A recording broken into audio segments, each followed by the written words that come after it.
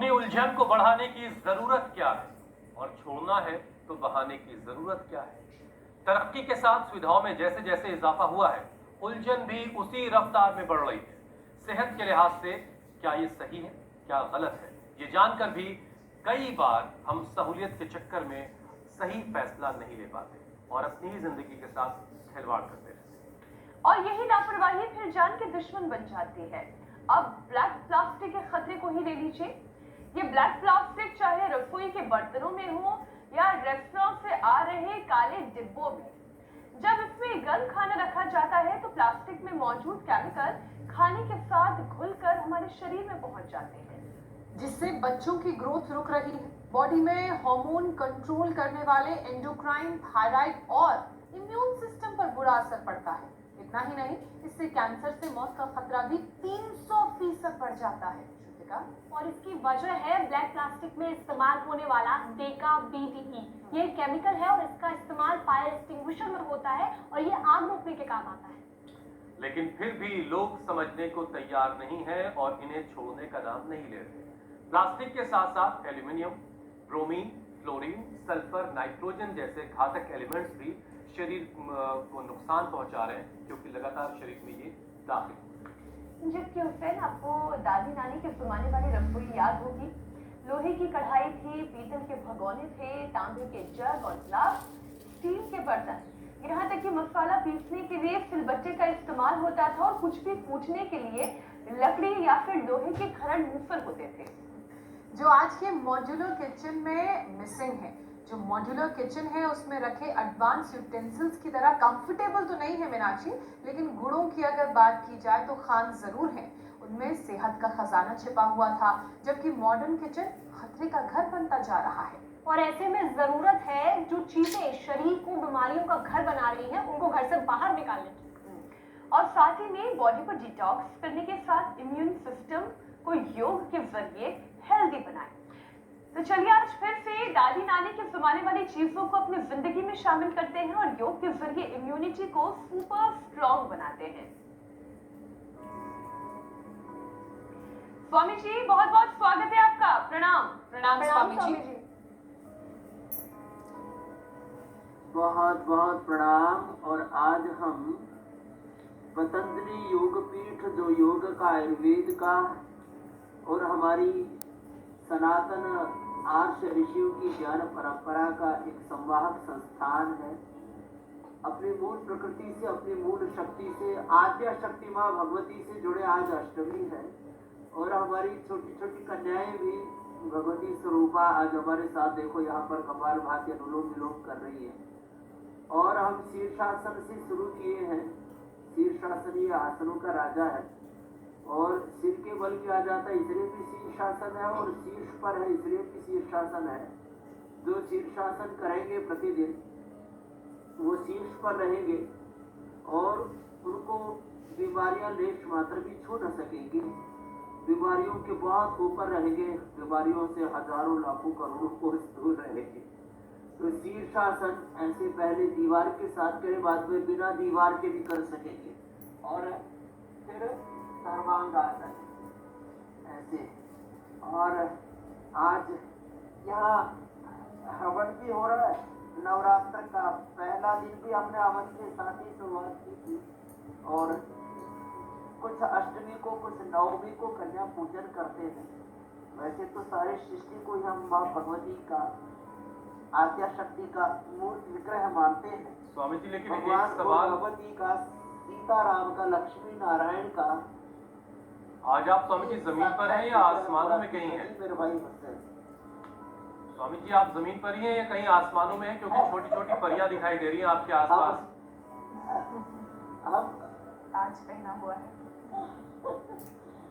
खैर, आप ठीक कह रहे हो। वैसे आज हम जमीन पर है नहीं, और आसमान की भगवती धरती पर अवतरित हो गई और हम भी करीब 30-40 फीट ऊपर ही कर रहे हैं योग। और स्वामी जी हम कार्यक्रम को आगे बढ़ाएं उससे पहले एक जरा खबर हम दर्शकों को दे दें।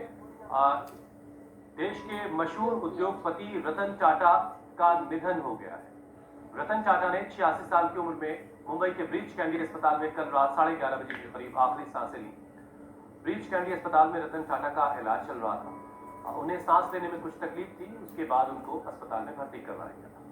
आज रतन टाटा का पार्थिव शरीर नरीमन पॉइंट के national centre for the performing arts में रखा जाएगा, ताकि लोग उनको देख सकें, आखिरी दर्शन कर सकें। रतन टाटा के निधन पर महाराष्ट्र सरकार ने आज मुंबई में सभी सरकारी कार्यक्रम रद्द करने का ऐलान कर दिया है और साथ ही राजकीय सम्मान के साथ उनका अंतिम संस्कार करने का फैसला हुआ है। रतन टाटा का पार्थिव शरीर कल देर रात ब्रीच कैंडी अस्पताल से उनके घर लाया गया और फिर आज नरीमन पॉइंट पर में रखा जाएगा।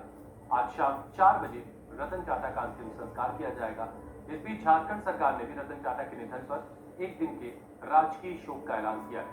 प्रधानमंत्री नरेंद्र मोदी, राष्ट्रपति द्रौपदी मुर्मू समेत देश के तमाम बड़े नेताओं ने रतन टाटा के निधन पर शोक जाहिर किया। रिलायंस इंडस्ट्रीज के चेयरमैन मुकेश अंबानी और अडानी ग्रुप के चेयरमैन गौतम अडानी ने भी रतन टाटा के निधन पर दुख का इजहार किया।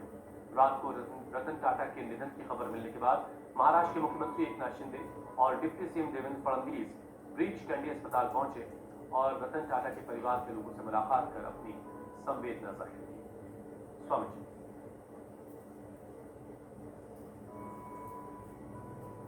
देखो, एक व्यक्ति जो देश के लिए जीता और देश के लिए इतना कुछ करता है कि वो लाखों करोड़ों लोगों की प्रेरणा बन जाता है, ऐसे कि रतन टाटा जिनके लिए राष्ट्र प्रथम था और एक जो प्रॉस्पेरिटी फॉर चैरिटी का जो सिद्धांत महात्मा गांधी जी ने दिया और हमारी पूरी वैदिक संस्कृति ईशावास्य विदम सर्वम यत्किंच जगत श्याम जगत तेन त्यक्तेन भुंजी था भागवतः कस्य सिद्धर्म को उन्होंने जिया।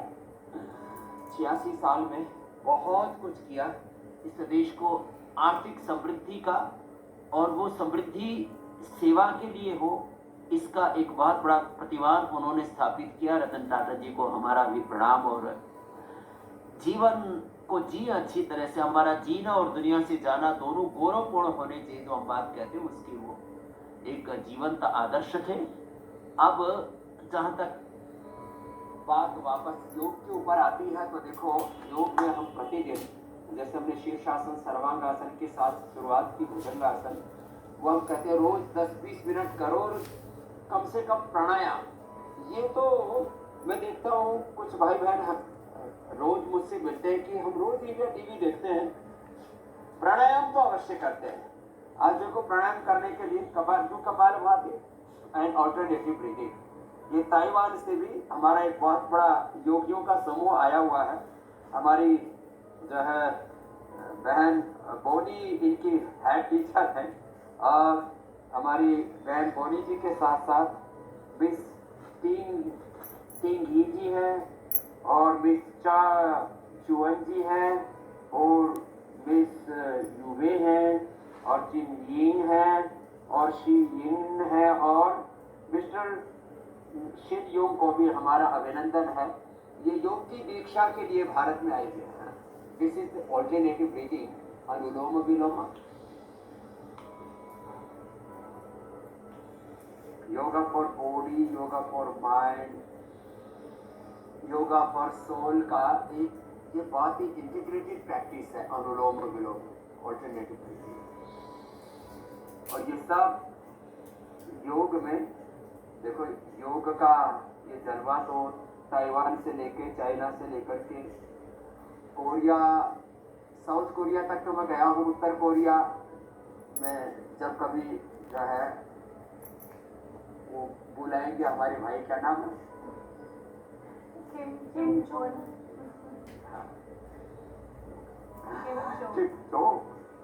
स्वामी जी आजकल अपने परमाणु बम में धार लगा रहे हो। लेकिन पूर्व पश्चिम उत्तर दक्षिण तो मिडिल ईस्ट से लेकर के यूरोप से लेकर के पूरी दुनिया में योग का जलवा है। और ये हमारी ताइवान की बहनें तो एक बार इनका सबका बहुत बहुत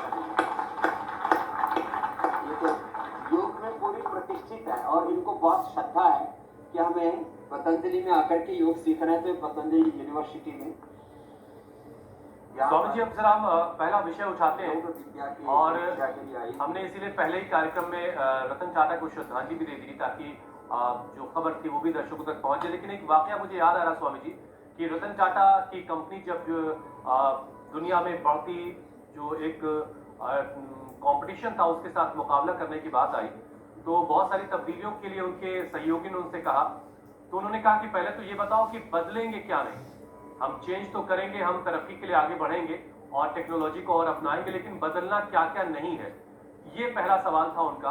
और आज जो इंसान तरक्की कर रहा है स्वामी जी, उसमें भी इस सवाल को उसको अपने जहन में रखना चाहिए कि वो पंखे को बेड पर लेटे लेटे ऑन ऑफ कर लेगा तो उससे नुकसान क्या होगा। तो जो बदलाव आ रहा है उसमें क्या क्या नहीं बदलना है, इस पर भी ध्यान देना बहुत जरूरी है। अब देखिए, जिंदगी को आसान बनाने के लिए बहुत कुछ हमने अपनी जिंदगी में शामिल किया है और उसमें एक नाम आता है ब्लैक प्लास्टिक का, जो रिसाइकल नहीं होती और मशीन भी उसको पकड़ नहीं पाती, और इसके लिए देखने के लिए इंफ्रारेड की जरूरत पड़ती है। और फिर ये काला डिब्बा रेस्टोरेंट में खाने पैक करने से लेकर के फिर हमारे घरों तक आता है और बीमारी की शक्ल में इसके छोटे छोटे पार्टिकल हमारे शरीर में पहुंच जाते हैं। आज तो हम लोग भी रोटी करो। स्वामी जी, बॉडी को फिर कैसे डिटॉक्स करें, और जरा ये भी बताइए कि काले डिब्बों से मुक्ति कैसे मिल सकती है लोगों को, ये ब्लैक प्लास्टिक से कैसे मुक्ति मिल सकती है? तो क्या क्या नहीं बदलना है? एक तो इंसान को जो अपनी मूल संस्कृति है, मूल प्रकृति है, मूल स्वभाव है, उसको नहीं बदलना है, उसको जीना है। और यहाँ पर भी देखो, हमारे यहाँ तो दीवारें भी प्रकृति का ही उद्घोष कर रही है। इतना सुंदर सजाया, कुछ जैसा आदमी देखते ऐसे नहीं। तो जो नहीं बदलना वो ये है कि हमें अपने मूल जड़ों से, प्रकृति से, अपनी मूल संस्कृति से जुड़े रहना है। मूल बर्तन हमारे ये थे। देखो, प्राचीन काल में मिट्टी के बर्तन हुआ करते थे, लकड़ी के बर्तन रहा करते थे। अब आज हमारा टिफिन भी, आज हमारे पानी की बोतल, दूध की बोतल, सब दवा भी, और हमारा दूध भी किस में आ रहा है? प्लास्टिक की थैली में आ रहा है। सब कुछ बदला जा रहा है। तो भाई बदलाव तो हो, लेकिन वो हमें नेचर फ्रेंडली बदलाव करने हैं। आप देखो, हमारी जो पुरानी कांसे की थाली, ये चांदी के बर्तन, ये सब है, ठीक, और लकड़ी के सब बर्तन है।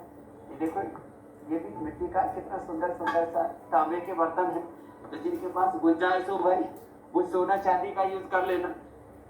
चांदी वाला तो बहुत महंगा सेट पड़ता है भाई, पूरा का पूरा। अब तो देखिए स्वामी जी, देखिए जमाने के साथ साथ नाक के आसपास चांदी कौन तो सोना कौन सा रखा। मिट्टी के बर्तन का इस्तेमाल तो थोड़ा मुश्किल है, रोज टूटेगा, है ना और फिर रोज उसको लाना, उसका रख रखाव बड़ा मुश्किल काम है। लेकिन मुझे ये जानकर हैरानी हो रही स्वामी जी कि ब्लैक प्लास्टिक पर हमने थोड़ी देर रिसर्च करके इतना बड़ा प्रोग्राम ये तैयार कर दिया।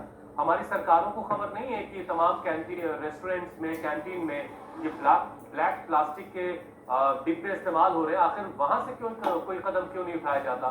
लोगों की जिंदगी के साथ खिलवाड़ हो रहा है तो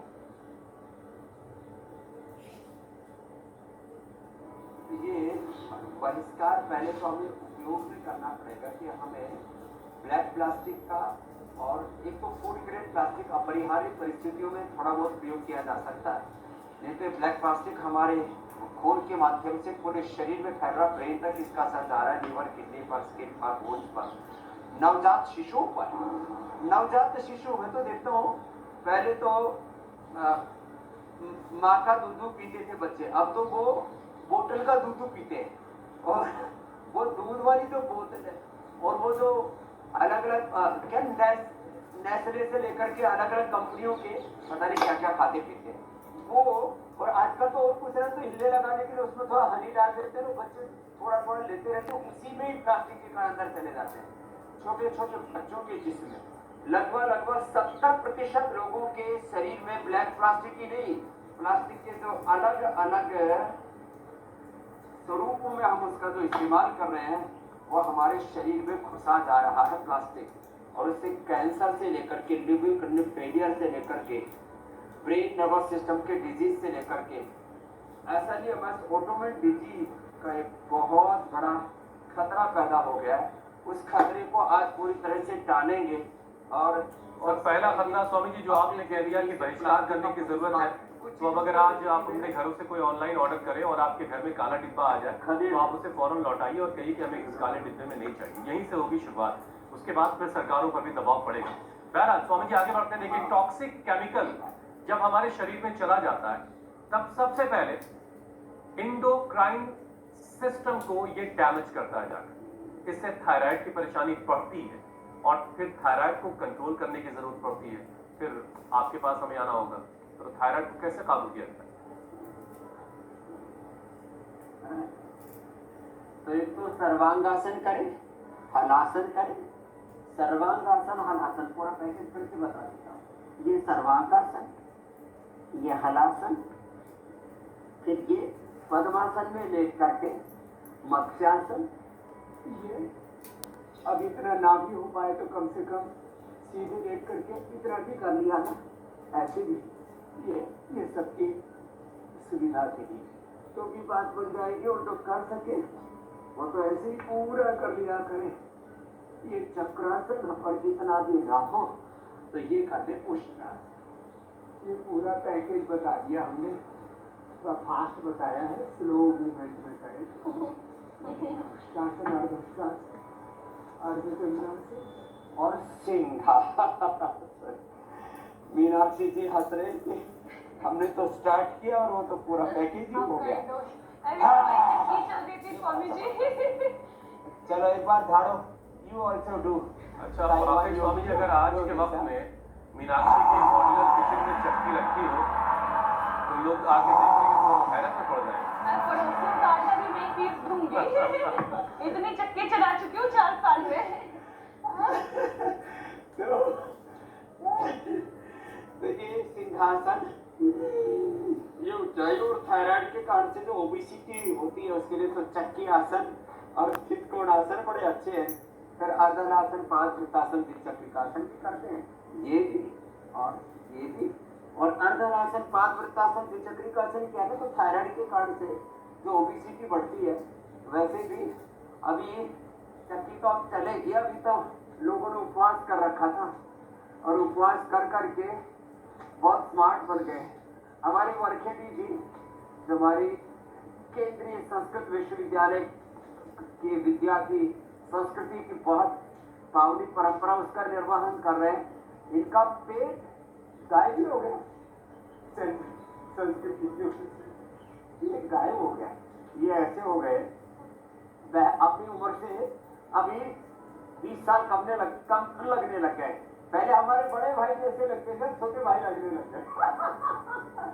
तो ये महिमा है अर्धहलासन, पादवृत्तासन, द्विचक्रिकासन की। तो चक्की कम चल रही है अभी। मैंने तो कहा है जो मोटे मोटे हैं और मोटी मोटी है, इस नवरात्र से शुरू करके अगले नवरात्र तक है, जो है आपको ये पेट की चक्की को थोड़ा आराम देना है। तो अभी वर्खेडी जी ने कहा मेरा टारगेट है स्वामी जी जैसा पेट और जो है हमारी मेघा बेटी जैसा पेट है। तो इसको पाना है। अब पेट ऐसा रहना चाहिए। This is the BMI and PRI। This is the level of PRI। ये देखो अंगूठा है ना, इतने में आ जाना चाहिए। तुम्हारा तो आ गया। ताइवान वाले तो जो है उन्होंने तो पकड़ लिया पेट, कुछ तो वैसे ही पेट पकड़े बैठे रहते हैं। पेट पकड़ने का मतलब है बीमार। बोले पेट पकड़ के राशन पानी लेके ऐसे ही पड़ा हुआ है। तो ये ऐसा होना चाहिए। तो थायराइड जब कंट्रोल होगा तो ऐसा पेट भी हो जाएगा। मंडूकासन, योग मुद्रासन, फिर ऐसे भी बढ़िया हो जाएगा। तो देखो अब इससे लीवर किडनी बड़ा अच्छा हो जाएगा। थायराइड के बाद ये लीवर किडनी पर भी बहुत बुरा प्रभाव करता है। हुसैन जी बिल्कुल बिल्कुल बिल्कुल तो स्वामी जी। प्लास्टिक का बहिष्कार करना, जंक फूड का बहिष्कार करना, सिंथेटिक फूड, सिंथेटिक मेडिसिन, जितने भी सिंथेटिक चीजें, synthetic nutraceuticals, hair care, dental care, skin care और तमाम तरह के जितना हो सके उतना रेडिएशन से जितना हो सके उतना, अलग अलग प्रकार के पॉल्यूशन से जितना हो सके उतना हम अनहेल्दी चीजों का बहिष्कार करेंगे। और इसको दृढ़ता पूर्वक करना है, ये करना है, ये नहीं करना है। ये विधि और निषेध, डूज एंड डोंट्स जब तक लाइफ में क्लियर नहीं होंगे तब तक कंफ्यूजन में झूलते रहेंगे। और संसार विनश्यति, श्रीमद् भगवद गीता मेरे भाई